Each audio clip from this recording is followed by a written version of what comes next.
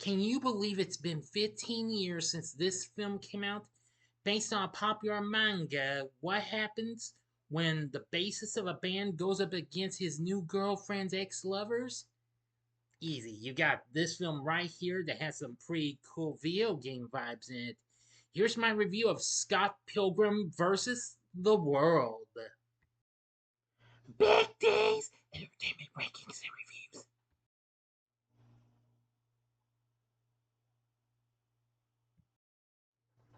So, greetings, my fellow YouTubers, and welcome to Big D's Entertainment Rankings and Reviews. My name is Dual, better known to as the Big D, and this time around I bring to you a review of the 2010 romantic action comedy flick Scott Pilgrim vs. the World, released by Universal, directed by Edgar Wright, co-written and produced by Mr. Wright, based on Brian Lee O'Malley's graphic novel series, which kind of has a manga feel to it. I'm sorry.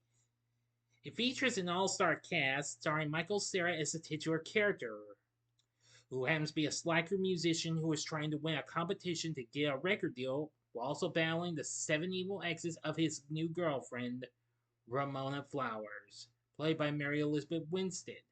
The film also has a pretty big set of others, including Kieran Culkin, Chris Evans, Anna Kendrick, Alison, Brandon Routh, and Jason Schwartzman. The film was released in the US on this day, August 13th, 2010, just a few weeks after it made its premiere at the Fantasia Festival. A few weeks after that, it got released in the UK, and then in April the following year, it was released in Japan.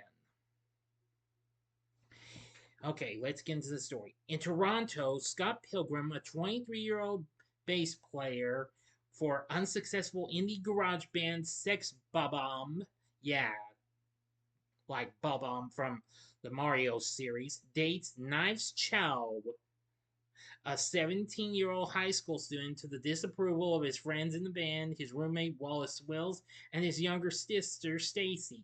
Scott meets Ramona Flowers, an American Amazon delivery girl, at Julie's party. After having first seen her in a dream, Scott loses interest in Knives, but does not break up with her immediately before pursuing Ramona. When the band plays in a battle of the band sponsored by record executive Gideon Graves, Scott is attacked by Ramona's ex-boyfriend Matthew Patel.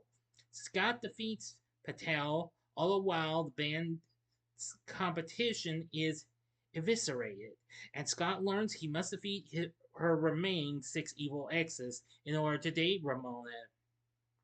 Scott finally breaks up with Knives, who blames Ramona and swears to win him back by becoming more like Ramona.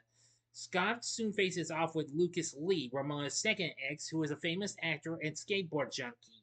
Scott manages to defeat Lucas by tricking him into doing a grind on an icy railing, which finished him off. The band is soon asked to open for Clash at Demon Head, which is named after a very underrated NES game.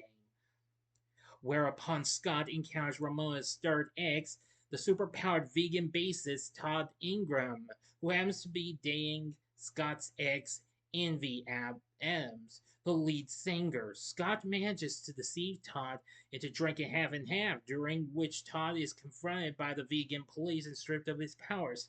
Scott then delivered the final blow.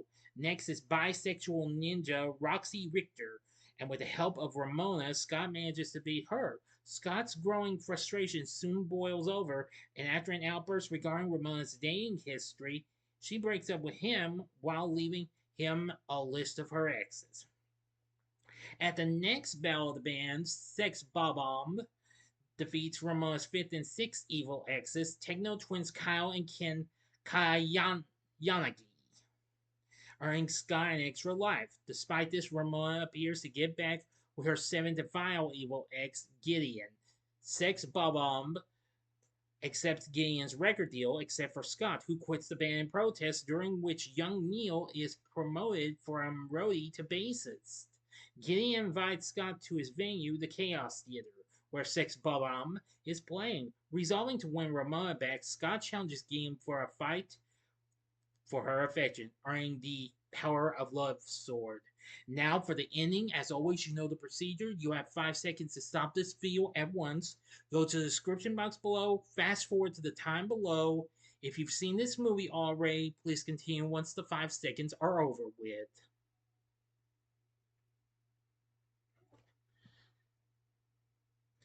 Sorry about that. Okay, you've been warned. Knives interrupts the battle, attacking Ramona, and Scott is forced to reveal that he cheated on both of them. Gideon kills Scott, and Ramona visits him in limbo to reveal that Gideon has. Please stand by.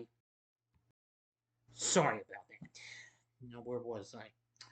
Alright, let me start over. Gideon kills Scott, and Ramona visits him in limbo to reveal that Gideon has implanted her with a mind control device. Scott uses his one-up to come back to life and re-enters the Chaos Theater.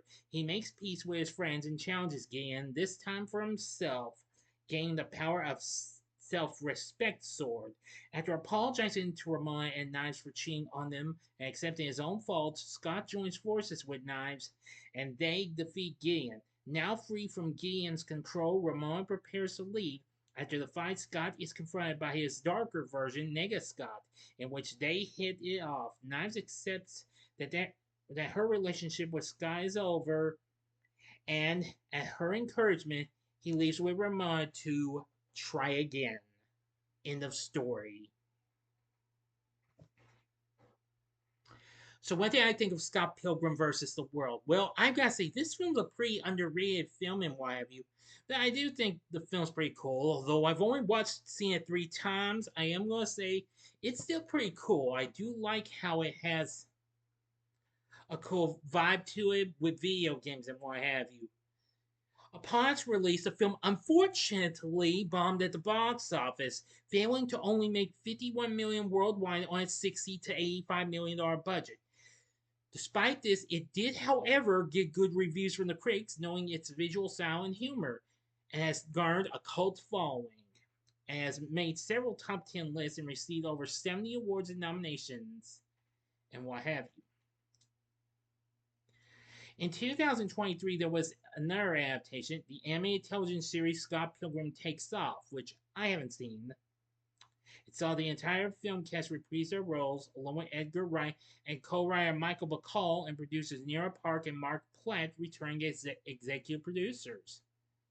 I will say the film has its fun share of music and sound effects like we hear from video games and what have you. You'll hear stuff from games like Sonic the Hedgehog, Legend of Zelda, and all that stuff. It used real musical artists, including Beck and Metric, as a basis for each fictional group in the Battle of the Bands plot, with some of the actors also performing. A combination of digital and physical methods were used to create the extensive VFX. The film uses famous features of its Toronto setting and matches the style of video game and comic book imagery. That I liked about this film as well, so this ended up being pretty cool. Rotten Tomatoes has a score of 83, saying its script may not be as dazzling as its eye-popping visuals, but the film is fast, funny, and inventive. Metacritic has a score of 69, and audiences surveyed by CinemaScore gave it an A-. Now, I won't get into too many more reviews, but there's tons of others and what have you. So I'm going to say this film is pretty fun and what have you. But sure, I will say I do agree that the story may not be as dazzling as the visuals, but I will say the visuals are pretty cool though. And I did like its humor and what have you. So that ended up being pretty good too. Its score composed by Nigel Godrich was Godrich, excuse me, not Goodrich. Godrich was pretty good as well. So overall, I think that was pretty cool too. For our cast, we have Michael Cera playing the titular character of Scott Pilgrim. I will say he's pretty good in what have you. After he had recently done several films before this. Mary Elizabeth Winstead, who recently did Sky High and Final Destination 3 before this, played Ramona Flowers. I gotta say, this character's pretty cool, and I liked how she changed the color of her hair in some parts as well. Playing Wallace Wells is none other than Macaulay Culkin's kid brother, now grown up, Kieran Culkin. He's pretty good. Stacy Pilgrim is played by Anna Kendrick. This was just before the Pitch Perfect series even started. Brie Larson appears as Nally Adams. Yeah.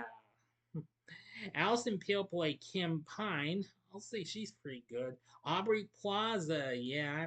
This was an early film of hers. She played Julie Powers. Not too bad. Johnny Simmons as young Neil Northrop.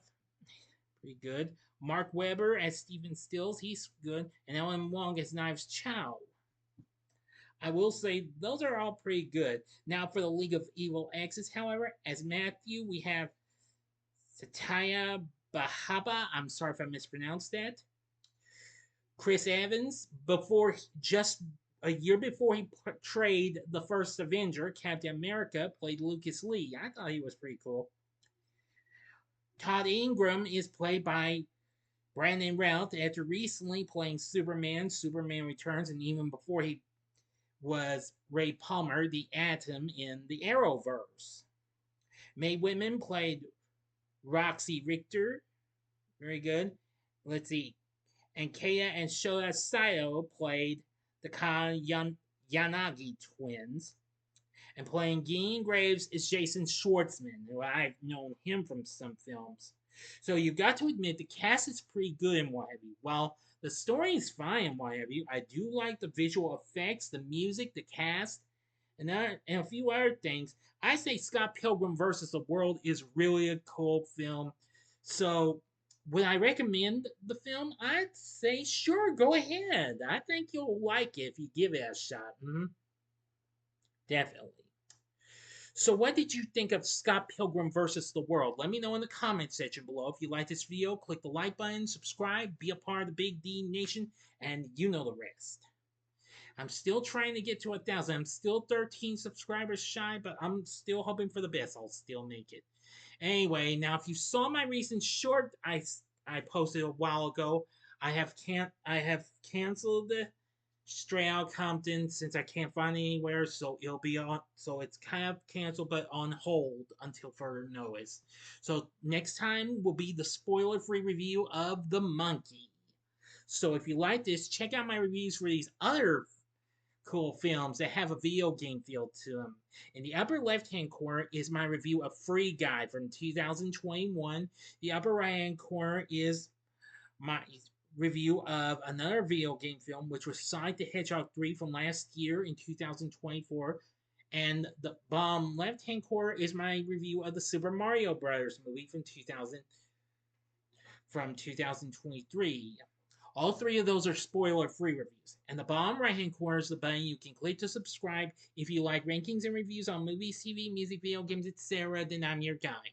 Thanks for watching. Until next time, I'm the Big D saying, see ya.